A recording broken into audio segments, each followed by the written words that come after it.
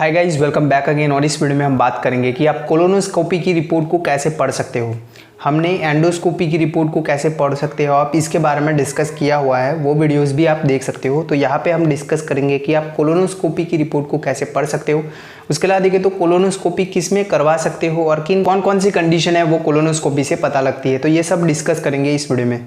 तो कोलोनोस्कोपी है उसमें भी ऐसा ही स्कोप होता है जैसे एंडोस्कोपी में होता है, वैसा ही ऐसे फ्लेक्सिबल ट्यूब, ऐसे लंबी ट्यूब जैसी ऐसे लंबी ट्यूब्स डालते हैं जो गुदभाग का एरिया है वहाँ से, और यहाँ पे कोलोन मतलब कि जो आंत होती है उसको देखते हैं। उसके अलावा देखे तो यहाँ पे रेक्टम है, गुदभाग है। उसके अलावा देखे तो जो डिस्टल पोर्शन होता है टर्मिनल इलियम का, छोटी आंत का जो तीसरा हिस्सा होता है जिसको बोलते हैं इलियम, तो उसका अंत का हिस्सा, ये सभी देखते हैं यहाँ पे कोलोनोस्कोपी में।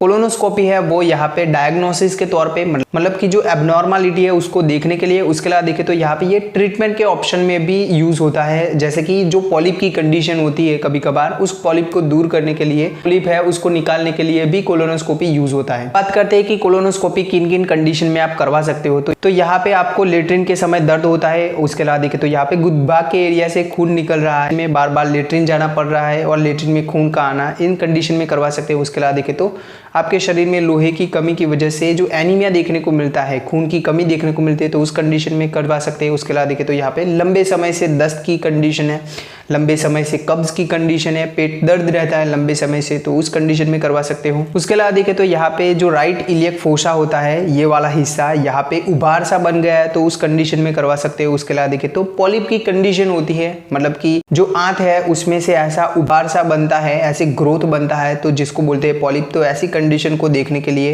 आंत की कैंसर की कंडीशन है उसको देखने के लिए, जो अल्सरेटिव कोलाइटिस होता है, क्रॉन डिजीज होते हैं, मतलब कि ऐसे जो आंत है उसकी सूजन वाली कंडीशन है, उनको देखने के लिए। उसके अलावा देखें तो अगर आपका वजन जो है कम हो रहा है, देन फिस्टुला एब्सेस की कंडीशन है। उसके अलावा देखें तो ऐसे स्ट्रिक्चर बन जाता है, जो आंत की दीवार है वो ऐसे चिपक जाती है, तो उनको देखने के लिए भी। उसके अलावा देखें तो फॉरेन बॉडी है, कुछ अटक गया है, तो उसको दूर करने के लिए कोलोनोस्कोपी है वो करते हैं। उसके अलावा कोई और आपने टेस्ट करवाया है, जैसे सिटी स्कैन करवाया है, तो आपको कुछ प्रॉब्लम है उसको कंफर्म करना है, तो उस कंडीशन में भी आप कोलोनोस्कोपी करवा सकते हो। बात करते हैं कि कोलोनोस्कोपी की रिपोर्ट आप कैसे पढ़ सकते हो। तो एंडोस्कोपी की जो रिपोर्ट थी हमने आगे डिस्कस किया है ये वाले वीडियो में, तो वैसे ही यहाँ पे सेम ऐसे ही पढ़ना रहता है, लेकिन यहाँ पे जो प्रॉब्लम्स है वो अलग अलग रह सकते हैं। कोलोनोस्कोपी की रिपोर्ट को पढ़ने से पहले आप इमेज भी देख सकते हो, उसकी पहले आपको एनाटॉमी पता होनी चाहिए कि कैसे जो स्ट्रक्चर्स है वो यहाँ पे हमारे शरीर में होते हैं। तो यहाँ पे आप इमेज में देख सकते हो, ऐसे जो टर्मिनल इलियम वाला हिस्सा होता है ये, देन उसके बाजू में ऐसे सीकम होता है, देन असेंडिंग कोलन होता है, देन यहाँ पे हिपेटिक फ्लेक्सर होता है, देन जो ट्रांसवर्स कोलन होता है, देन स्प्लीनिक फ्लेक्सर वाला हिस्सा है, देन यहाँ पे डिसेंडिंग कोलन है, देन सिग्मोइड कोलन है, रेक्टम है और एनल कैनाल है। तो ये सभी स्ट्रक्चर देखने को मिलते हैं हमारे शरीर में। बात करते हैं कि आप रिपोर्ट को कैसे पढ़ सकोगे, तो यहाँ पे आप इमेज में देख सकते हो, यहाँ पे पहले लिखा तो यहाँ पे लिखा है प्रोसीड्यूर में कोलोनोस्कोपी, और इंडिकेशंस में यहाँ पे कुछ भी नहीं लिखा। अभी इंडिकेशंस क्या होता है, मतलब कि जो पेशेंट की कंप्लेन होती है, पेशेंट ने किस वजह से ये करवाई है, तो उसको बोलेंगे इंडिकेशंस। तो यहाँ पे इस रिपोर्ट में आप देख सकते हो, यहाँ पे लिखा है इंडिकेशन और इसके सामने लिखा है PR ब्लीडिंग, मतलब कि पर रेक्टल ब्लीडिंग। यहाँ पे गुदभाग के एरिया से उसको खून निकल रहा है, उस वजह से उसने ये जो कोलोनोस्कोपी है ये करवाई है। देन यहाँ पे आगे लिखा है मेडिकेशंस, मतलब कि कोलोनोस्कोपी करने से पहले दवाई देते हैं, तो यहाँ पे कौन सी दवाई दी है उसका नाम होता है। जैसे यहाँ पे लिखा है जेसोकेइन जेली है। उसके अलावा देखें तो यहाँ पे लिखा है इंजेक्शन फेंटानिल है और मिडजोलम है। उसके अलावा मिडजोलम भी लिखा मिल सकता है। देन यहाँ पे लिखा है इंजेक्शन पैथिडीन है। तो ऐसे अलग अलग जो है, और जो पेशेंट को काल्म करे, उसकी एंजाइटी दूर करे, वैसी दवाइयाँ दी जाती है। वैसे ही हमने एंडोस्कोपी में भी ये सब डिस्कस किया हुआ है। आगे लिखा है फाइंडिंग्स, तो फाइंडिंग्स में जहाँ पे प्रॉब्लम रहती है उन सब के बारे में लिखा हुआ मिलता है। यहाँ पे लिखा है seen up to caecum and terminal ileum, जो टर्मिनल इलियम है और सीकम वाला हिस्सा है वहाँ पे ये सब देखने को मिला है। और यहाँ पे लिखा है sigmoid colon show 2 small size polyp, मतलब कि ये वाला हिस्सा जो सिग्मोइड कोलन होता है वहाँ पे ऐसे ग्रोथ बनी हुई है, ओके, उसको बोलते हैं पॉलिप। तो ऐसे ग्रोथ बनी हुई है, ऐसे दो ऐसे छोटे पॉलिप देखने को मिले हैं। देन सीकम वाले हिस्से में भी ऐसे मॉडरेट साइज पॉलिप देखने को मिले हैं। और यहाँ पे आगे लिखा है mucus and vascular pattern of the rest of the colon and terminal ileum appear normal, बाकी सब नॉर्मल है।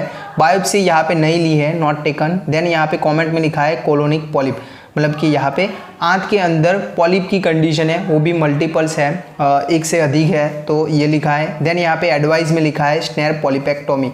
पॉलिपेक्टोमी मतलब कि पॉलिप को निकालना, तो ये एडवाइस किया है। यहाँ पे क्या रहता है कि स्नेर पॉलिपेक्टोमी में जो वायर लूप होता है उससे जो पॉलिप है वो निकाल देते हैं। देन आगे इस रिपोर्ट में आप देख सकते हो, यहाँ पे आगे लिखा है, यहाँ पे कमेंट में डायरेक्ट हम देखते हैं तो यहाँ पे लिखा है रेक्टो सिग्मोइड ग्रोथ, मतलब कि जो रेक्टम का एरिया है और सिग्मोइड कोलोन का एरिया है वहाँ पे ग्रोथ देखने को मिला है, तो ये लिखा है। ओके, देन आगे यहाँ पे इस रिपोर्ट में देख सकते हो, यहाँ पे लिखा है seen up to the terminal ileum, मतलब कि टर्मिनल इलियम तक यहाँ पे कोलोनोस्कोपी से देखा गया है, जहाँ पे लिखा है multiple ulcer are seen at the terminal ilium.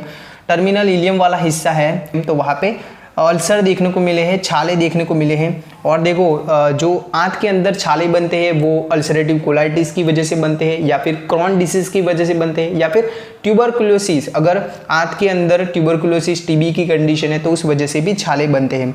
तो इसकी बायोप्सी करनी रहती है कि किस वजह से ये बने हैं छाले, जो बने हैं वो टीबी का है या फिर क्रॉन डिसीज की कंडीशन का है, जो हिस्सा है उसका सैंपल लेके फिर उसकी जांच करते हैं। तो यहाँ पे कमेंट में लिखा है इलियल अल्सर, यहाँ पे छाला देखने को मिला है टर्मिनल इलियम में।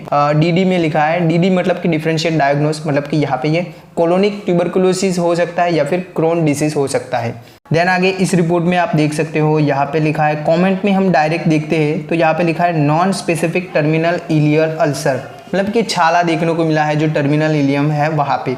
तो इसकी बायोप्सी से पता लगा सकते हैं कि ये किस कंडीशन की वजह से रह सकता है। देन यहाँ पे लिखा है हेमरॉइड। हेमरॉइड क्या होता है? हेमरॉइड मतलब गुदभाग के एरिया की जो खून की नलियां है वो बड़ी बन जाती है, जिसको बोलते हैं हेमरॉइड की कंडीशन, पाइल्स जिसको बोलते हैं। यहाँ पे देखो जो पॉलिप की कंडीशन है वो आगे जाके फिर कैंसर में परिवर्तित होती है, तो यहाँ पे उसका जो बायोप्सी है वो करना रहता है। आगे इस रिपोर्ट में आप देख सकते हो, यहाँ पे लिखा है डायरेक्ट, अगर हम कमेंट में देखते हैं तो लिखा है प्रोक्टोकोलाइटिस। अभी प्रोक्टोकोलाइटिस क्या होता है? तो प्रोक्टोकोलाइटिस मतलब कि जो रेक्टम का एरिया है और कोलोन है, आंत है, तो उसकी सूजन को बोलेंगे प्रोक्टोकोलाइटिस। तो यहाँ पे ये देखने को मिला है, सूजन देखने को मिली है जो रेक्टम का एरिया है और आंत का हिस्सा है उसमें। यहाँ पे ऊपर की ओर यहाँ पे लिखा है rectum sigmoid colon and descending colon show the multiple erythema and few small ulcer biopsy taken.